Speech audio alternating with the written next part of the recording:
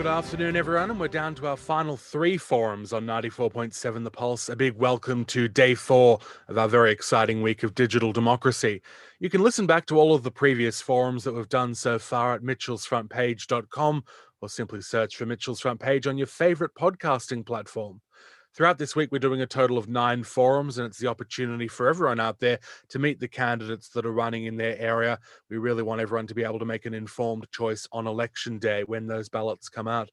In past years, we've had forums on location, we've had live studio audiences, but of course, with COVID-19, it's a very different landscape this time around. So all of our candidates today are attending remotely via Zoom, and we'll be reading out the questions that you have sent in. And there's still time to submit questions for this forum. Just go to 947thepulse.com/council elections forum, all one word. And this is forum 7 now out of 9 forums. And today we're doing Torquay Ward. Torquay Ward is a smaller ward. It's only 23 square kilometres, and it's projected with the new boundary changes to have 15,786 voters. It includes Jan Juck and parts of Torquay, the parts that aren't in Winchelsea Ward. Torquay Ward will elect 4 councillors, and I'm pleased to say that here to answer your questions today in ballot paper order, we have Maurice Cole, Amber Potter, Kate Gazzard, Martin Duke, Paul Barker, Rose Hodge, Rob Bullen, Monica Winston, and Liz Patterson. The candidates will have a speaking time limit of 2 minutes, but I'll just say to all of the candidates, if we could make that a limit, not a challenge, just because we'd like to get to as many questions as possible. So if we can have succinct answers, that would assist greatly. And as always, the speaking order for our opening and closing statements and answering the questions will be chosen at random by our computer. So we'll get straight into it by inviting our candidates to make their 2-minute opening statements. And listed first is Amber Potter. So Amber, welcome. Go ahead. Thanks very much, Mitch. I'd like to first pay my respects to the local Indigenous Wadawurrung people. I attended a candidates forum last night, and I realised I don't have the answers for everything, but I'm passionate about this community, and I will find those answers if I'm unaware of how to answer them to start off. I do remember back when the Red Rally was run 12 years ago, and I thought, geez, this is a great place to live. I mean, who wouldn't want to live here? Those people that attended that forum were really passionate, and there was about 3,000 people, and 12 years later, we're still talking about the development of that area. I believe that there are flaws, and why is people still fighting around overdevelopment? We've got Armstrong Creek 10 minutes up the road. It's a very large area, and lots of the land sales officers are really selling the corridor of Torquay as their backyard. I worry about hindered agendas with development. Why is the corner of Zilly Bay Road and Esplanade, the building so high there? Surely, why are we building another looking to build a 5-storey hotel? We've already got 2 in town that seem quite dysfunctional with in-house politics. One has this fabulous space that looks out over Fishers and White's Beach, and it's used as an office.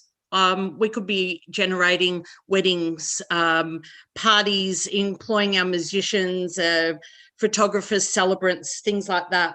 I don't know the whole story, but it's just one of the points around development throughout the area. The same story happened when the RACV was built, and unfortunately I've still got a bit of time. Oh, there it is. Sorry, I can see it now.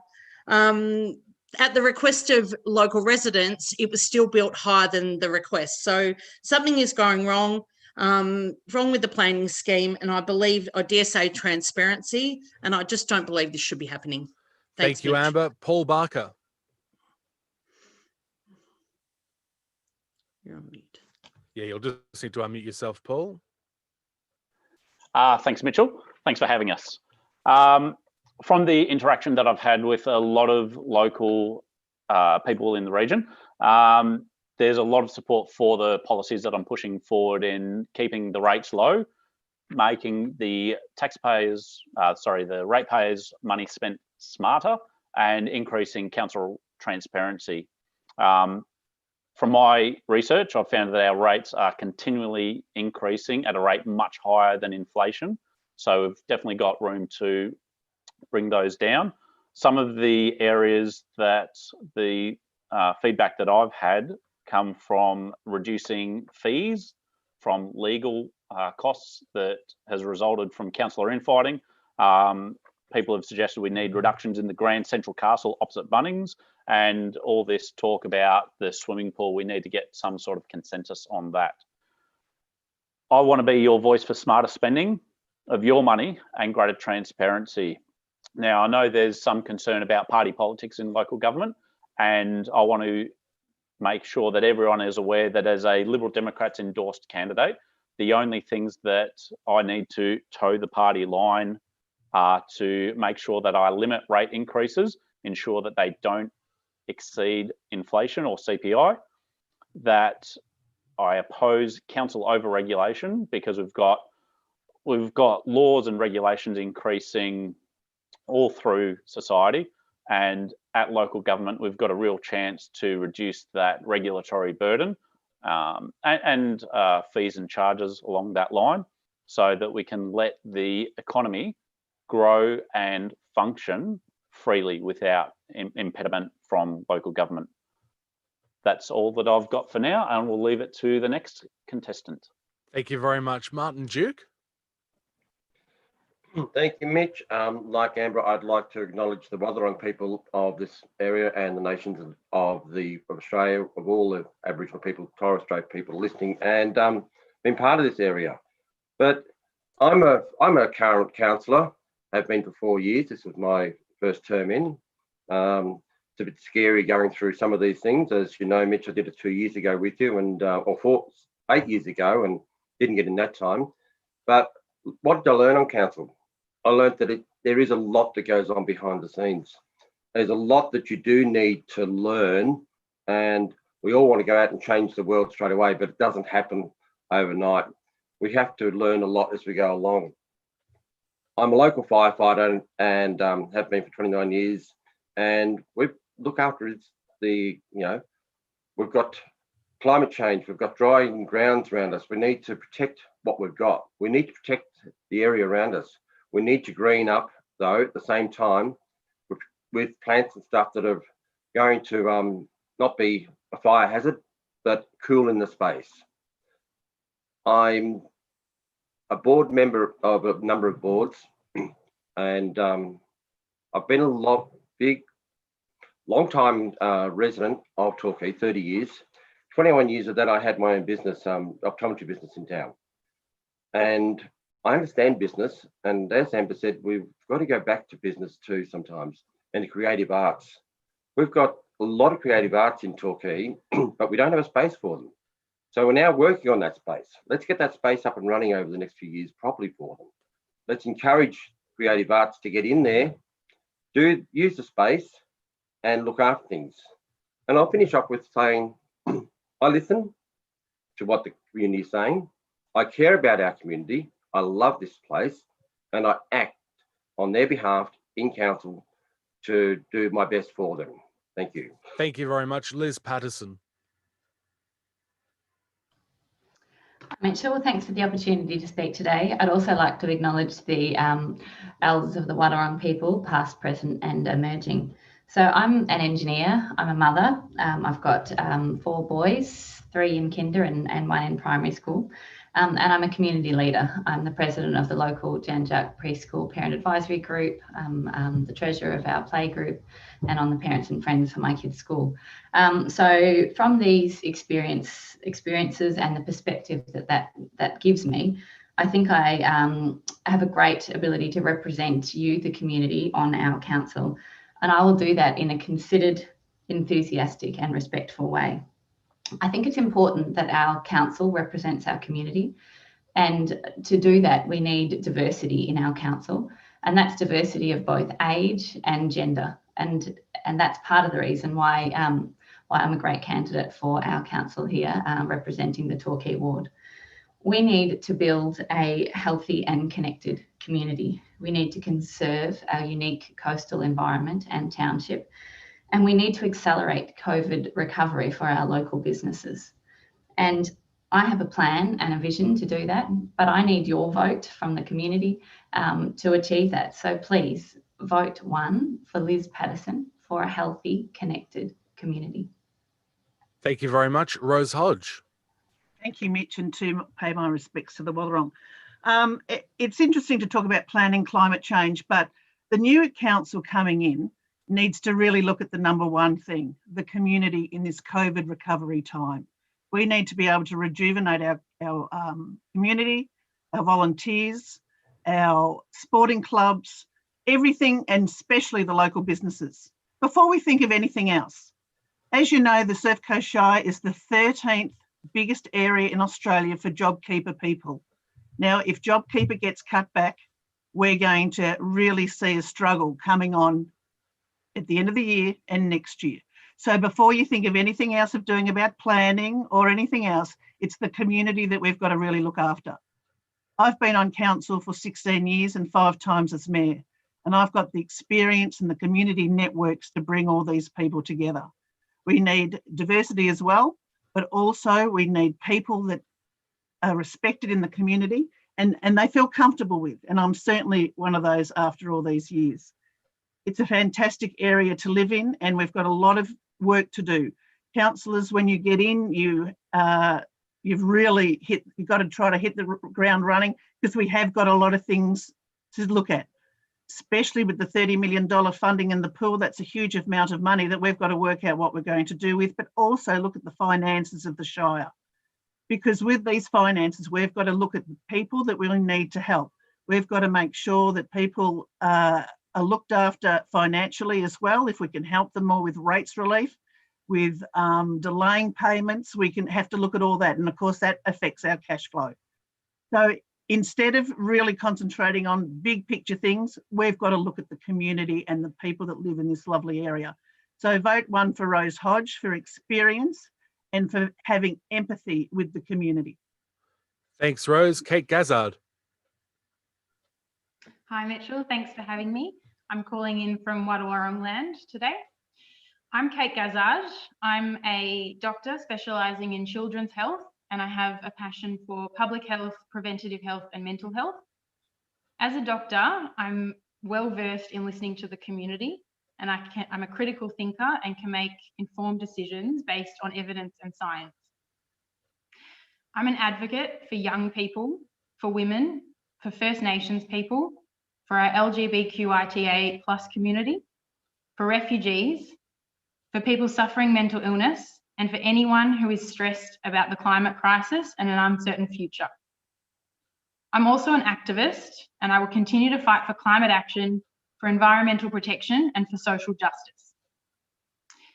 My partner Ed and I moved here. I live in Jan Juc, and we moved here 2 years ago, but I grew up in the Golden Plains Shire, not far from here, in the country. I've always been an outdoors person and feel very connected to nature, and feel so lucky to be part of this active, healthy community on this coastline.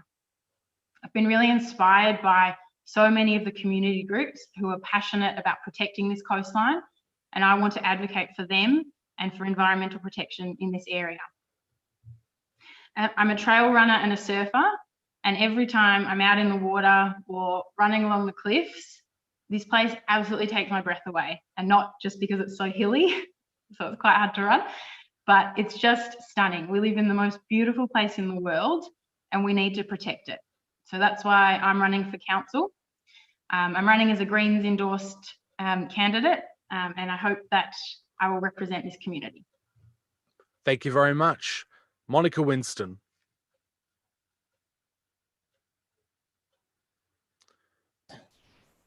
Hi there, Mitch and the others. Thanks for this opportunity. I too want to acknowledge the Wadawurrung people who, together with other Indigenous people across this country, looked after this place for over 60,000 years, and I think we've got a lot to learn there. I think it's really important that we acknowledge the context that we're living in, otherwise we're really not going to be dealing with reality. The Surf Coast Shire have always wanted to be leaders as a local council, and they've done a lot of terrific things. We're not just in a climate change emergency, we're in an ecological emergency as well. And it is not either the community or jobs or the environment. We can actually grasp this rare opportunity to come up with solutions that fulfill all of those needs. We know that 4 out of 5 Australians want strong action on climate change, as per Sustainability Victoria. And we also know that the Surf Coast Shire is very vulnerable to extreme weather events. So I've got 14 years experience in Geelong and the Surf Coast, coordinating a group called Transition Streets Geelong. I was a founding member of Geelong Sustainability, who are big players in Geelong. And what I've been doing is helping to network with local government, state government and communities and businesses and organisations to help us transition voluntarily to a more sustainable future that doesn't involve individual Australians having a 5-planet lifestyle, which has gone down since COVID anyway. So I think we're in a really precious opportunity to take action at a local level on all of these things that boost our social connection, our work opportunities by localising businesses, by removing obstacles to micro businesses setting up. Monica, that's your 2 minutes, but plenty of opportunities to come back in throughout. Thank you very much. Thank you. David Bell is listed here. He was going to attend, but I believe he's a late apology. He had a last-minute meeting for one of the boards that he's on, which has taken him away, but he said he may call in later, so if he does, we'll let him have his say then. So we'll move on now to Morris Cole. Unmute. Is that it? You're on. Go ahead. Okay. I'm a father and a grandfather, and I've been a resident of Torquay since the early 70s. I've been standing up for our community for decades now, trying to save Bells Beach and ensure that our amazing coastline we call home is preserved for perpetuity. Sorry about that. My international surfboard business, coupled with my Christian values, has allowed me to work with communities all over the world to curb the rampant and inappropriate development of our coastlines. The Save Bells Beach campaign has given us a look at council process that continually delivers for developers at the expense of everyone else, and often against the direct wishes of the community. The Greater Torquay Alliance, of which I'm a founding member, has become a watchdog for our community. It comprises 10 community environment groups, the volunteers of which who form the backbone of our community, which is why it has been so frustrating to witness them having to fight our councillors and council officers on our behalf. This is one of the reasons I've decided to run for council. We have a Labor-led council now for 4 terms, which means council has been politicised and at great cost and detriment to the future of the Surf Coast community. With an expected population of 70,000 between the Surf Coast community and Armstrong Creek by 2036, an impact study was promised by the Surf Coast Council in 2009. This impact study would determine what social, environmental, economic and lifestyle impacts from population growth pressures would have on our community, yet it was never done. One example of this is the Bells Reserve, which has just been constantly threatened by developers. We may need to take back council because what we've seen is unprecedented development without any real boundaries. We need to stop. Morris, that's your 2 minutes. I'm sorry, but you'll be able to come back in later. We'll move on now to Rob Bullen. Oh, sorry. Thanks, Mitchell. Look, my theme's really about the Surf Coast being so much more than tourism. And I think I want the Surf Coast to stay the Surf Coast with all its environment, amenity and character, supporting tourism, but using the amenity and character to actually attract knowledge-based jobs of the future, whilst leaving our Surf Coast heart and soul intact. Tourism and future-focused jobs can coexist, but COVID's taught us that we just can't rely on tourism alone, and we have to manage a transition. We've had COVID that's distributed a workforce, so many more people working from home, as has been pointed out, a great win for climate change. The other thing that's happening is in the big corporate land space that I was working in, many of those organisations are insourcing processes and jobs that have previously been outsourced to the Philippines and India. So these two things together, it wouldn't take much to attract some of those corporates to set up small hubs within somewhere within the Surf Coast to be able to supply some jobs locally to help our economy recover from this COVID crisis. My family and I have lived in the Surf Coast for 20 plus years. I've just retired from 30 years executive positions in large corporates, managing complex projects and large groups of technical projects. Council's a complex business. The planning scheme's a very complex business. We've got to appoint a CEO, one of the first jobs we have in our term, and that'll determine how the council operates over the next 4 years. Incredibly important appointment. Senior appointments are difficult. You need skills to be able to do that, and I'm hoping to bring those skills if you give me that chance. I deeply value the extraordinary things a supported community can achieve. My wife and I, we managed to cobble together 200 tonnes of fodder for bushfire relief into Corryong, Bairnsdale and Abbeyard, just in the height of the bushfires to alleviate some of the stresses of those things. Rob, that's your 2 minutes, I'm sorry, but you'll be able to come back in throughout the forum. Thank you very much. All right, we'll move to our questions, which have been submitted by the listeners. And again, the 2 minutes is a limit, not a challenge. So if we can keep the answers as succinct as possible, so we can get to as many questions as possible, that would be wonderful. Our first question has come through anonymously on the website, and it says, at the last council meeting, the community asked for a deferral of the community engagement policy. The current council has declined and moved a motion to adopt it without further consultation. Given that councillors are elected to represent the community, will anyone be reviewing the community engagement policy as per the community's request? And listed first, once again, is Amber Potter.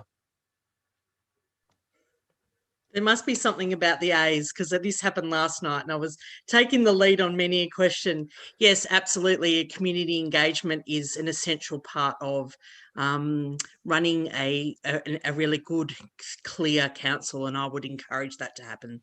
Thanks, Mitch. Thank you. David Bell is not here, so Paul Barker. Yeah, as councillors, we definitely represent the community, and I fully endorse any review of policy that enables that representation to be enhanced. And if there's any sort of issues like what the key residents have had with their lack of representation about the road blockages, that definitely needs to be resolved at a policy level so that future instances of any sort of action like that aren't replicated. Thank you. Martin Duke. Thank you, Mitch. Yes, we did pass the community one as it was, but we also put a disclosure on that it must be reviewed by this new incoming council over the next period, because it is something that this new incoming council need to support. So I did have a disclosure in there that they do need to support it. They do need to go through it and look at it. We totally believe in the community support-led programs and led information to them. So we need to get that out and done. We've done it with some great things over the past, and last night we're talking about the Dell and the Dwell things, and there's a lot of community things going there. We've learned from those. So yes, we'll continue ahead with our community led programs. Thank you. Morris Cole. You'll just need to unmute yourself there. There we go. Go ahead. Fossil moment. I think this comes down to what I'm on about is the trust that's been lost by the community in the Surf Coast Shire Council. And a lot of these problems come from that. And, you know, some of the issues that I'm bringing up, which is an impact study. We need an impact study to work out the blueprint forward. We need data. We really, really need to look at what the social, environmental, lifestyle and economic issues are in the next 3 or 4 or 5 years. And at present, that's why I've been advocating for a change of the current council and bring in some fresh new faces and bring in some really strong people who basically live to the challenges that we've got in front of us. And this community here, I believe, you know, we've got 100,000 residents we have to cater for with Armstrong Creek in the coming years. And all of this at the moment, no one seems to be looking towards the future and dealing with the issues. And the issue is too many people. We don't have any information for a blueprint forward. Give us an impact study. We need a like-minded, community-focused CEO. We also need a moratorium on any new development And I think we just need to hit the reset button and vote in a fresh council. And I love the idea that we've got a whole bunch of independent people that are independent of the political parties, and that we can get on with our job. What should be our job is representing our community and our community first, and bring back the trust, the respect and the integrity. Thank you very much. We'll go to Monica Winston now. Hi, Mitch. Yes, community engagement is pretty much the central role that I've been playing in Transition Streets for 4 years, and prior to that, for 10 years in Geelong Sustainability. I believe that we need a series of things. The Surf Coast Shire were great in that they listened to the community over the declaration of a climate emergency. Where that's gone to now, I really don't have a clear idea that there's an actual plan, but the community voted that through, and Surf Coast Shire listened to them. So I think we've got, they need to be commended for that. But also we need to give voice to not just the community, but the community of other species and environment that live here. And we need to be operating on higher principles than just what some people want. So a combination of all of that is really important. And as you can see, I'm running in an alliance of 7 women over 4 council areas, and our 4 main points are zero emissions by 2030, because that's what the science says. It's not an opinion. It's not up to people. That's already been decided a long time ago. Localising goods and services, restoring ecosystems. And the last one is a citizens' democracy, which is very much about community engagement and setting up a group of 150 people representative of the community whom council could choose to listen to and to take on suggestions from. And the evidence is when that's happening in places like France, that's been hugely successful, and the community actually are quite clear and not radical, but they're making good decisions. So I think a system like that, which is our 4th point, would be very valuable. Thank you very much. Rob Bullen. Thanks, Mitchell. Yeah, look, I've just noticed a deterioration in the ability of the community to engage just over the last year especially. It seems like the council's been driven more by personalities than rationality. We've lost the ability to even ask questions of councillors in council meetings. It appears that information about the most basic of the decisions coming out isn't forthcoming. Why? And when you speak to the residents, it's they're asking just the most basic questions that there just aren't answers for. Why were the bollards put up between Key 2 and Key in the first Key development? They're just not information there. A lot of the planning decisions have been a little questionable. Why can't we have the advice that's been released from the various experts and the various departments there?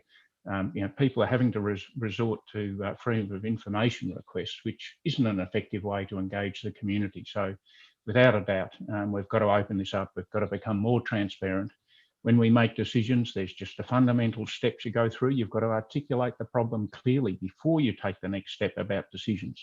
Then you look at the options, work out the costs and benefits of each of the options, and then make your decision. It's a very straightforward process that if you're in the corporate world, you just come across it time and time again, and it just becomes like clockwork.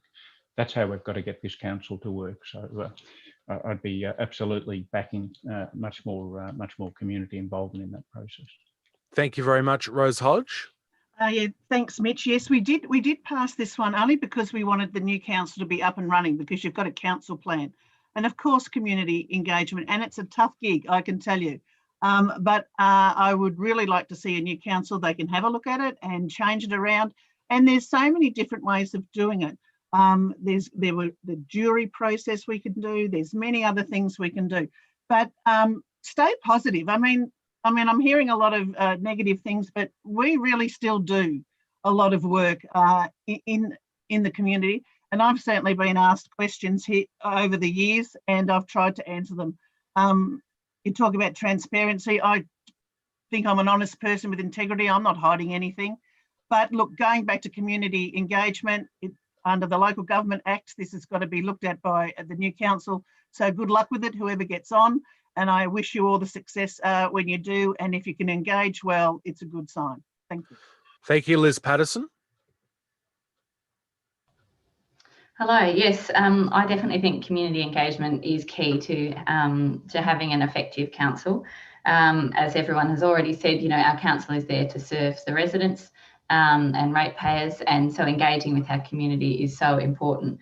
I think that we need to engage with the community on some key visions around making our township vibrant. I think, you know, there's some key planning that's required, and it really needs the input of our community to ensure that we can get the best results when we actually engage with our community, get their ideas, understand what's troubling them and what they think is important and what they value. We'll usually end up with some really amazing outcomes. It is more tedious sometimes and a bit more back and forth, but ultimately then the community owns those projects that move forward. So I think, as I mentioned, you know, making our townships vibrant, the distinctive area and landscape process, it's also another thing that we have had community engagement, and going forward, once we get the draft statement of planning, we will need further engagement there as well. And another interesting one, which I think could be a good opportunity to give voice to our youth, is around a youth council. It's a great initiative that they have in the Geelong City Council. And I think, you know, with COVID, we've really identified that our youth are feeling that they don't have much control over their lives, and they're disengaged with what's happening in our community, and providing them a voice through a youth council and engaging with them in the community. I think that would be a really great initiative. So I'm definitely in favour of community engagement. Thanks, Mitchell. Thank you, Kate Gazzard.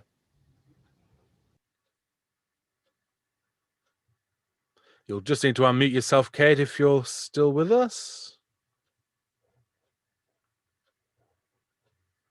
Now, I'm just not hearing Kate at the moment. Not sure what's going on there. She might have dropped out maybe with an internet connection issue. So we'll move on to the next question. And I've actually received two questions that I think are sort of touching on similar areas. So I thought we might cover them both off at once. And Kate's just asked to come back into the meeting. The question that we've had, first of all, comes from Sandra, and she says, do you think the flying of the rainbow flag has done anything to improve equality in the Surf Coast, or was it just tokenism? And a question from Merrin, what will the candidates do to increase visibility in our town to create a safe and welcoming town for LGBTQIA plus community members? And Kate Gazzard is listed first. Kate, did you hear all of that question? Yes, sorry, my internet just cut out at the crucial moment. That's all right. Go ahead. So I think that flying the rainbow flag is a really important symbol of inclusivity in our community, but it doesn't stop there. We need to be looking after our LGBTQIA plus community, especially our young people who feel vulnerable, particularly during COVID and being socially isolated. So the rainbow flag is an important symbol, but it goes so much more than that. We can't just have token efforts to, tick a box of inclusivity. We need to be actually advocating for our young people and including them in the discussions. Thank you. Thank you, Monica Winston. Yes, I agree with Kate. It's not an area that I have a lot of experience in, so I'd be open to listening to the community on that. But I agree that every small thing we do does make a difference. And I think we also need a zero bullying policy in schools together with that. And of course, it doesn't just end with schools. So yeah, I think there's a lot that we can do to change the way that we're living to be more inclusive of diversity. And I did sign the Rainbow Pledge. Thank you very much. Amber Potter. Thanks, Mitch. Thanks, Sandra and Merrin, for your questions. I have 3 teenagers who attend the local high school.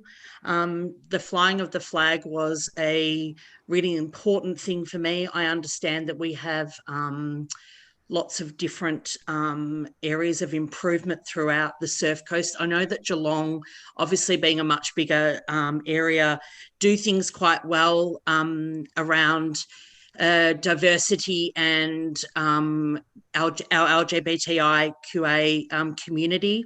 I did back in, I think 2017, you know, time flies a bit quickly. I did march locally for equality for same-sex marriage and also in Geelong. That was a great experience. I did that with my teenage daughter. I was extremely proud of her to come along with me for that. There is work to be done. Again, it is something I would be led by. I know that Merryn is extremely passionate in this area of social idea, and I think we have a lot to learn from her and several other people across our community. Thanks very much. Thank you, Rose Hodge. Yes, thanks, Mitch. No, I don't think it was tokenism at all. I think it was a great thing that we did, especially when young people had come to me saying, look, what's something simple we can do? And I think it was sort of blown a little bit out of proportion. But I think we were on the right side of history, because when the Corangamite vote came in for same-sex marriage, it was really high. So I think we represented our community really, really well. I've also signed the Rainbow Pledge, and I also think that inclusion and acceptance is one of the most important things as a councillor. I also would like to see more done. Someone suggested Geelong does more. Yes, they do, because they are big, but hopefully our youth workers and our workers in this area can come down and help our youth. Our Ida Hobbit Day is one of the most great celebrations of the Shire, where all the school kids come over and it mixes with everyone right throughout the community. And Ida Hobbit Day is now been 5 or 6 years in Surf Coast, and I'm very proud that that came in on the time that I've been in. But flying the flag, we do it every year at Idaho. I'd like to fly it a lot more, but we have a flag policy. So hopefully the new councillor coming in can look at this again, and if we can make it stronger, gee, that'd be absolutely fantastic. Thank you. Thank you, Rob Bullen. Thanks, Mitchell. Yes, look, inclusion's a wonderful thing. Diversity is such a powerful weapon, and I think if we look at the structure of the council, the more diverse council that we can have, the better, in terms of skills and gender, all of the diversity, the racial backgrounds, all of those things makes it much more an effective decision-making body.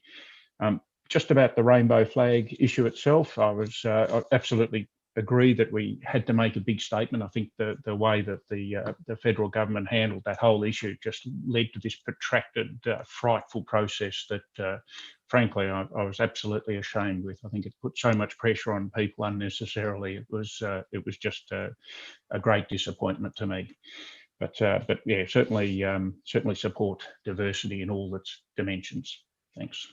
Thank you, Liz Patterson. Yes, I think that flying the rainbow flag was a great gesture, and it sends a message to our community that we are inclusive and we value all people in our community. And I think that's really important, having for young children, for them to see the rainbow flag, for it to be normal, for it to just be, you know, everybody's accepted in our community. I think it's really important, and I think council has a role to play in advocating for those social issues and setting, you know, a good level of acceptance and setting out good values that then are replicated through our community. I was proud when I drove into town to see that Torquay had taken a stand and that we had the rainbow flag flying. So I think it's an important measure. Thank you. Thank you very much, Maurice Cole.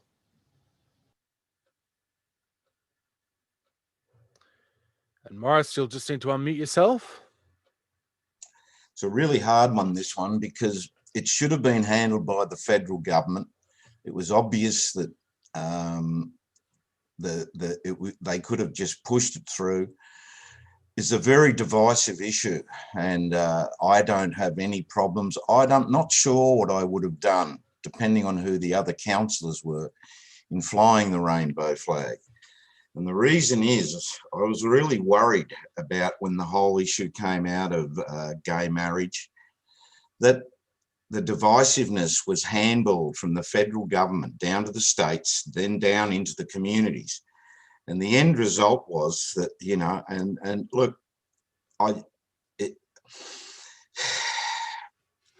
it created so much division in council. All of a sudden there was an us and them situation in council. I believe that from that time, council was drawn between an us and a them, and it created division within the council, which we still, I think, see the scars today because there are different factions on council now. But coming back to the whole issue of a rainbow flag being flown, yeah, I struggle with it a little bit from a Christian point of view. I have many gay friends. I have supported and the whole Women's Association of Surfing. I've been a very strong advocate for equality for all. And I just see it as equality for all. But for me, the jury's still out a little bit because I'm still seeing cause and effect coming down the line. They're a Liberal, they're a Labor, they're a Greenie, they're a Rainbow. And I really, really struggle when things become divisive. And I wonder sometimes about there being for the better, for the good of everybody, the whole community, or just a few, or what is it? And this is one of the great things about the council we're talking about is... Morris, sorry, that's your 2 minutes, but there will be more time to come back in later. We'll go to Paul Barker. Thanks, Mitchell. The question deserves an answer that goes way more than 2 minutes, but I'll try my best. While individuals who fall on the rainbow spectrum would have definitely benefited from flying the flag, what we've got here from my perspective is scope creep, where we all want to help each other out, and sure, voluntarily, individually, or as individual councillors, go your hardest, support whatever you want to support. But where we start identifying and isolating a certain segment of the community and supporting them, we then open ourselves up to discrimination from not supporting other segments. So areas close to my heart are veteran suicide. That isn't being promoted through local council, and nor should it be. We've got federal government who should have been dealing with that anyway, put it out to plebiscite. But what we should be doing on local council is focusing on the basics. By doing that, we then allow individuals to promote whatever they want to promote.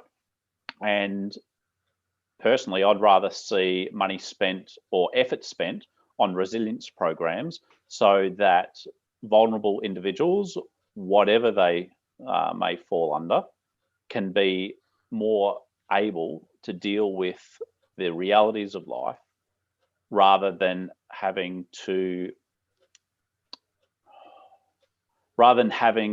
use everybody's resources to focus on a single issue. Now, I'd like to continue this conversation longer because I do support and have friends that fall on the rainbow spectrum and do actually agree with the political stance that I'm talking about right now. But we need to leave it at that because that's 2 minutes. Thank you very much. And Martin Duke. Wow, what a subject, Merrin and Sandra. It was a very important time in council for all of us to do this. Morris was right, it was a very divisive time in council. It was very hard to go through the questions. Having a family member who falls within that rainbow spectrum, as you put it, Paul, I understand the mental health and the issues of them. Flying of the rainbow flag, to me, was a real notion that we started a movement. It wasn't just our council that did it. It was followed by other councils then. We led the way. They realised that the community was speaking. We talked about before, the last one was about community when the community came to us and spoke about it. We also do White Ribbon Day for those people there. So, you know, about violence against women and things. So we support that. We're very strong in supporting these community groups for the things. Very, very strong in supporting the mental health of these students and the younger people. Not only the younger people, we've certainly got a lot of older gay people in town too that are struggling at the moment from mental health. So the rainbow flag, Ido Bit Day, it's a great celebration down at the Shire. We have talked about diverse people. We have a lot of diverse people within the Shire working there who come out and talk about their feelings and what happened to them as they grew up being in a gay society and how they were bullied at school. And that's why it was good that Monica brought that up about the bullying. They were bullied.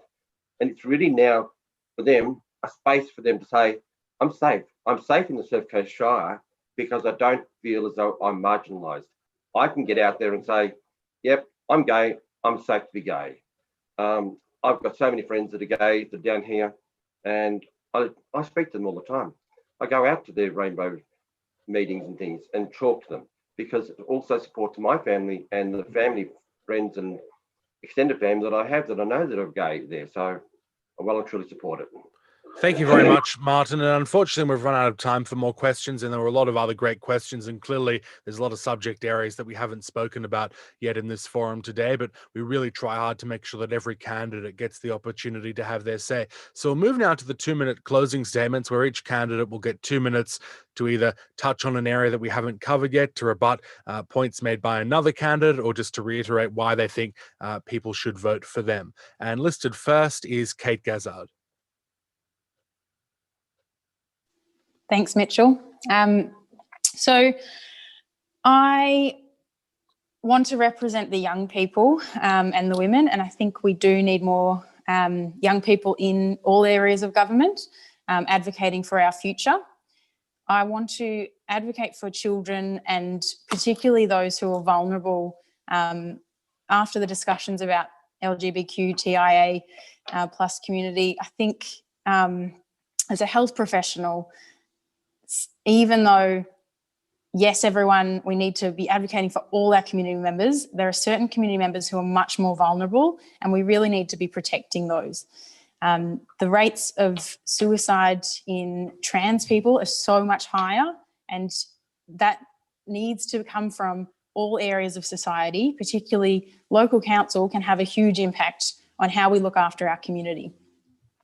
I'm running as a Greens candidate.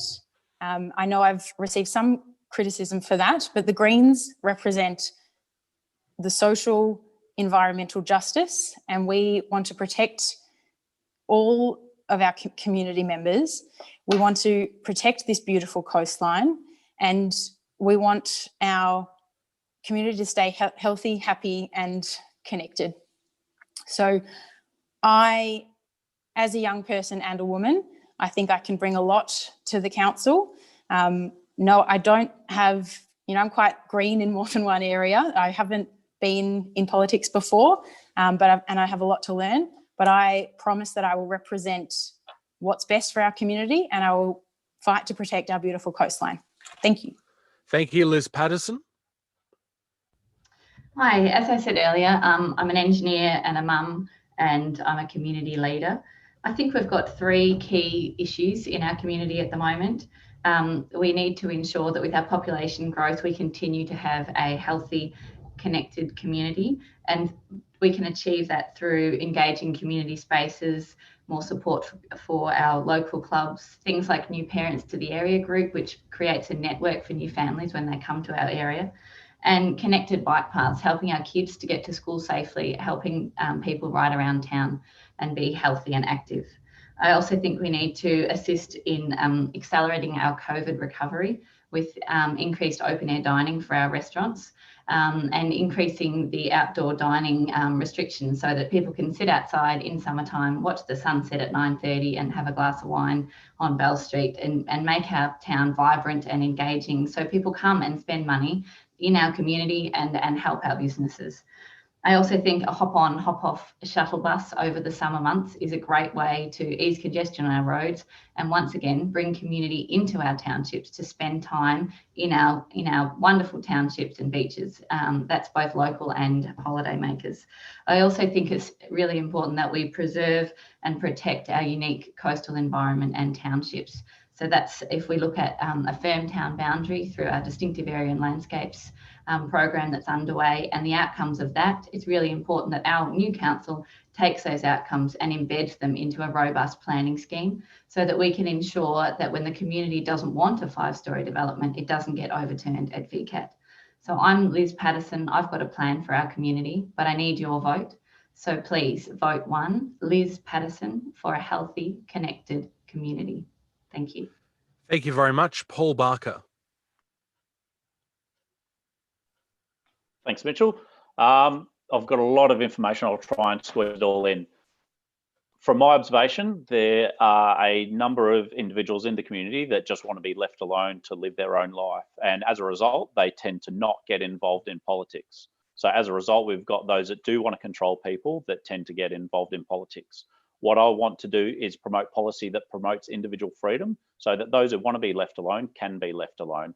Moving to the 5 Rs, the roads, rubbish, reducing rates, COVID recovery, so that we can allow businesses to function freely without having an onerous step to engage with local government so that they can maximise the open air spaces and trade as they need to. Promote smarter spending so that we have value for money projects for the ratepayers' money. We improve council transparency so that everyone knows what's going on. That helps a number of things where it helps the community understand what's going on, whether or not they agree with it. And it'll also help the administration in reducing the amount of communication they need to deal with local residents. I'd like to make sure that projects that we undertake as a council are based on merit and not specific quotas. By making sure that everything has a valid and identifiable benefit to the broader community, we'll be able to maximise the value of ratepayers' money. There's a lot more that I want to include, but I'll have to wrap it up there. If you want to get involved, check out my website, paulbarker.org. I've got a Facebook page, facebook.com/paulbarkerlibdem, and engage with me there. Let me know what you want to see with council, and I'm sure that together we can achieve the best outcome for everyone. Thank you very much. Morris Cole.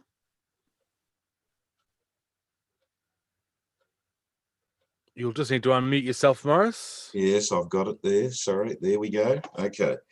I'm a long-time resident. I've been living here since 1971.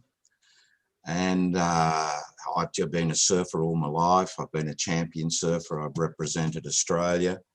I was involved in the birth of the surf industry here. So I've got a had a pretty good look at the last 20, 30 years of when the development started in Torquay and also the performance of council. And what I've noticed in fighting for bells is that we always seem to be, it's an us and a them situation. There has literally been spent by people trying to develop bells probably over $1 million. And we just keep fighting on because we're the volunteers, we're the voice of the community. We don't get paid, they get paid. And that's what we've found out in the last few years is that there is very little trust now in council because they don't respect the surfers. The council officers actually disrespect the surfers. And now we've found out that they actually make decisions and then they actually manufacture processes to get that outcome, which I'll be putting on my Facebook in the next week. So my whole thing comes back to the trust between the community, the trust between the councillors and council officers. And I think there's a respect issue there when you don't have trust. So the whole idea of an impact study is just critical now. And the whole impact study comes about. The community needs the impact study on the economic, social, environment and lifestyle issues because we do have 100,000 residents to cater for. And no one is addressing this issue because it favours the developers. So what I'm saying is let's get some new, fresh councillors in. Thank you very much. Rose Hodge. Thanks, Mitch. Yes, it's an exciting time on council. I've absolutely enjoyed it over the years. But I really do want all candidates to make sure that they really have a good read of the Local Government Act so you know your roles and responsibilities. Yes, the CEO is an extremely important position and it's the only position that councillors choose. So that's going to be coming up to the new council soon. But also, I've just got to say that our staff are fantastic. I've worked with them on and off for 16 years. They help you in nearly every decision you make. They've got a report for you, and you can look at it. But so please don't think the staff are corrupt or anything like that, because they're not.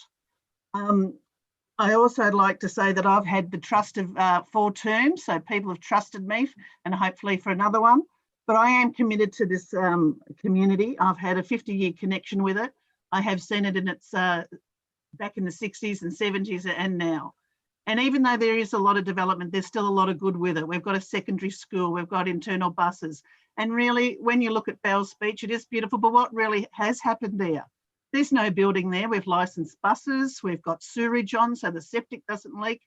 We've got signage low down. So we have looked after it, and we love hearing from the surfers.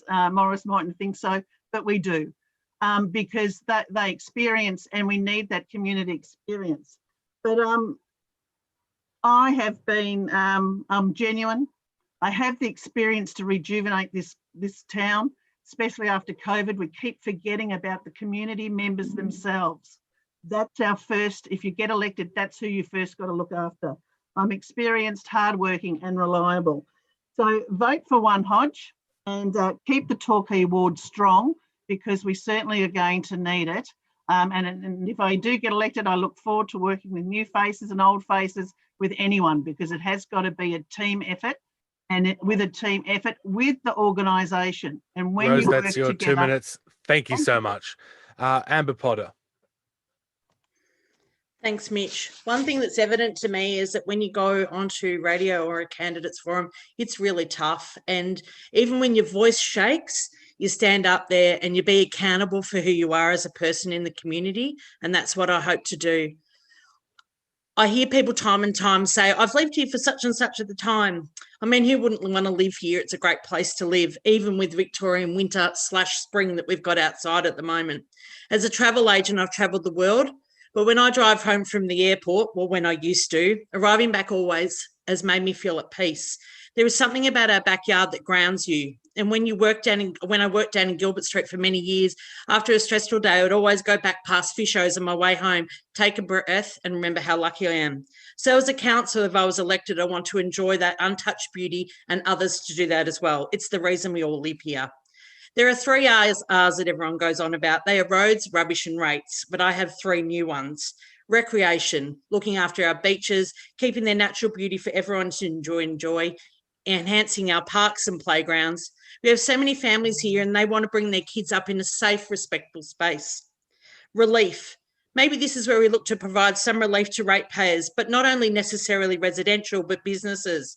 A lot of these have been hit really hard through COVID, and I want to support them. Relief may also look like the fabulous work done by Torquay Food Aid and Surf Coast Feed Me, and providing some relief to local residents with food parcels and someone just to say hello. The other one, retirement. Surely it's the one word we're all looking forward to saying one day. We have retirement on many different levels on the Surf Coast, and from semi to fully retired. And I'm really invested in making sure our ageing population are okay with the many services that have stopped over the last 6 to 7 months. We need to ensure these are effective and active and meeting people's needs. Thank you. Vote 1, Amber Potter. Thank you, Rob Bullen. Thanks, Mitchell. Look, I'm keen to get a diversity of jobs in Torquay, ones that aren't environmentally destructive. I think for the last 4 years, we've seen a number of proposals which are tourism-based, which typically destroy the amenity, the local environment here. And we just need to be looking at other ways to keep our people employed. The other aspect I want to really focus on is improving the decision-making of council. And this covers a whole raft of things. I come with a whole lot of experience from senior positions in corporate to just make these complex, hard decisions a lot more simple. They'll still be hard and they'll still be difficult to do, but with experience, we don't have debates that go on for 3 council meetings to the detriment of some of the other important policy items that have to be settled. I want to do that by, big personalities are good. I think we need to utilise those skills that we have in the current council, bring in some fresh faces to utilise all those skills and have all that diversity to help us make much better decisions. Maurice's point about the population growth, I think, is absolutely critical. We do need to have a plan how we're going to deal with all this population. And it's not just in Torquay, but in some of our northern areas of Grovedale and Armstrong Creek. Vote 1, Rob Bullen. Thank you Mitchell. very much. Monica Winston.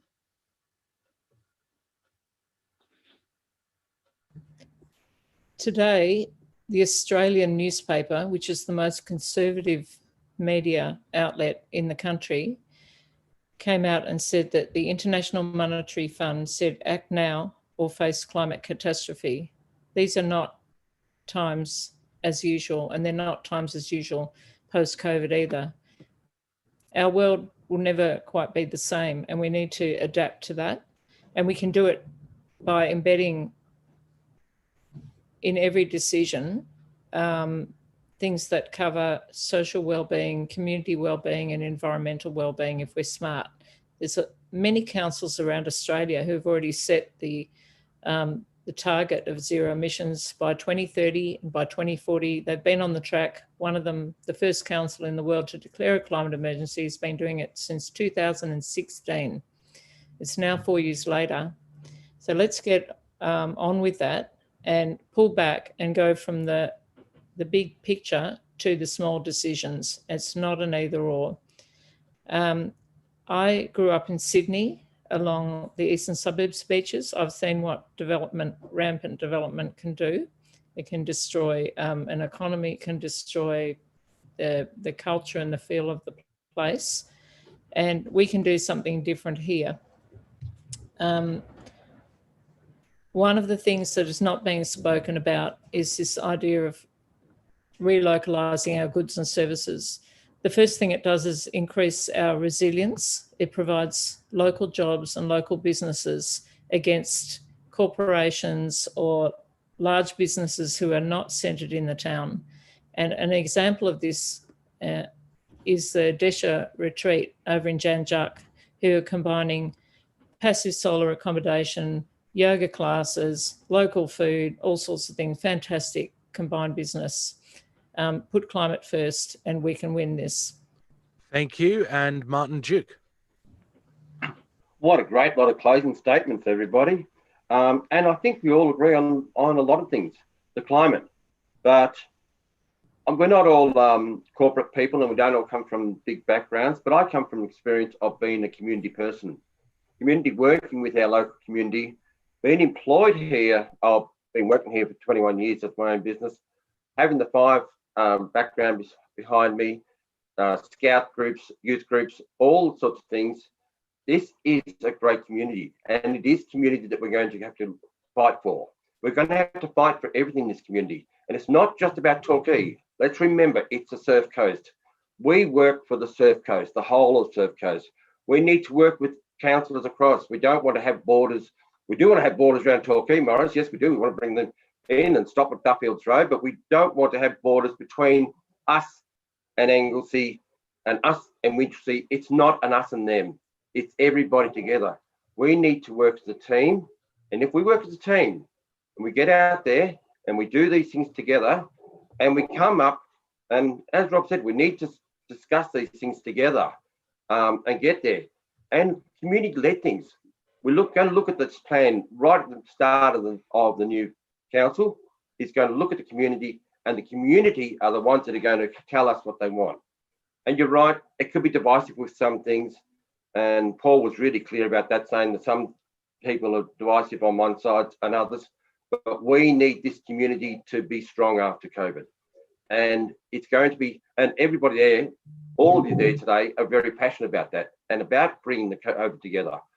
I appreciate all the time that the people have put in to be candidates and your effort you're putting in there, but I'm still hoping that I can get back in for another session. So please vote 1, Martin. I do listen, I do care, and I do act on your behalf. Thank you very much, Martin, and thank you to all of our candidates here today. As was said, it's a very tough ask to get people to go and do this, particularly on Zoom when we're so used to doing it in person. So it's a bit of a learning curve there, but also to take all of the questions from the listeners. We really appreciate it. Morris Cole, Amber Potter, Kate Gazzard, Martin Duke, Paul Barker, Rose Hodge, Rob Bullen, Monica Winston, and Liz Patterson. I'd also like to thank the Pulse staff and volunteers for their work in putting these forums together. It is a lot of work behind the scenes, so we greatly appreciate their efforts. That's it for the Torquay Forum, but coming up in about half an hour's time, we'll have the Bellarine Forum, and we'll have all of the candidates there. So hopefully you can join us for that. But on the Pulse, we'll return to a bit of music between now and the Bellarine Forum. Thank you very much. Thanks, Mitch. Thanks, Mitchell. Thanks, Mitch. Bye. Thanks, Mitch. Thanks, everybody. Thanks, everyone. Good job. I wish we had more time. Well done. What about 3 hours will do? I think Mitch could handle it that long.